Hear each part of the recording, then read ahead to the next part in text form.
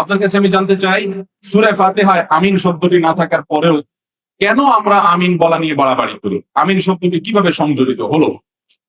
আমিন শব্দটি সূরা ফাতিহার মধ্যে নাই। সূরা ফাতিহার আয়াত কয়টা ভাই? 7টা আয়াত। এই 7টা আয়াতের মধ্যে আমিন নাই। সুন্দর প্রশ্ন। তো সূরা ফাতিহার মধ্যে আমিন নাই, সেখানে এটার পরে এই আমিন নিয়ে আমরা আবার মারামারি করি কেন? যৌক্তিক প্রশ্ন। দ্বিতীয় প্রশ্ন হলো যে এই আমিন কে যুক্ত করলো? কোরআনে নাই, তাহলে কোত্থেকে আসলো? ভাইরা আমার, এই আমিন যুক্ত করেছেন স্বয়ং নবী করিম সাল্লাল্লাহু আলাইহি ওয়াসাল্লাম। তিনি বলেছেন, মানুষ যখন সূরা ফাতিহা পড়ে, বিশেষ করে জামাতে ইমাম গায়রুল মাগদুবি আলাইহিম ওয়ালাদ-দাল্লিন সূরা ফাতিহা পড়ে যখন শেষ করে, যে ব্যক্তি ইমামের এই সূরা ফাতিহা শেষ করা শুনে, সূরা ফাতিহা শেষে অনেকগুলো দোয়া আছে আল্লাহর কাছে, আমরা অনেকে জানি না, না জেনে পড়ি। আল্লাহ আমাকে সঠিক পথে পরিচালিত করেন। কত যুবক, কত মানুষ ভুল পথে গিয়ে জাহান্নামে চলে যাবে, আমি যেন সঠিক ট্র্যাকে জান্নাতের পথে রুটে থাকতে পারি। দোয়া আছে।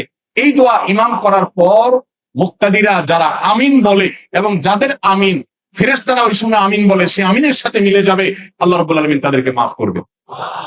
ভাইরা আমার, তাদের জন্য পুরস্কার রয়েছে, সুসংবাদ রয়েছে। এই জন্য এই সূরা ফাতিহার পরে আমিন বলার কথা স্বয়ং কে বলেছেন? রাসূল করিম সাল্লাল্লাহু আলাইহি ওয়াসাল্লাম। এটা কোরআনের অংশ না, কিন্তু সূরা ফাতিহার পরে আমিন বলা সুন্নাহ। সূরা ফাতিহার পরে আমিন বলা কি ভাই? সুন্নাহ। এখন জোরে বলবো নাকি আস্তে বলবো? উভয় রকমের হাদিস আছে। ওয়াইল ইবনে হুজর রাদিয়াল্লাহু তাআলা আনহু থেকে।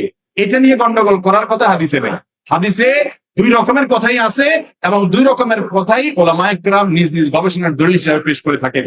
এই গবেষণাগত মত পার্থক্য নিয়ে মারামারি করা, ঝগড়াঝাটি করা কোন অবস্থাতে জায়েজ নয়। আল্লাহ আমাদেরকে বুঝার তৌফিক দান।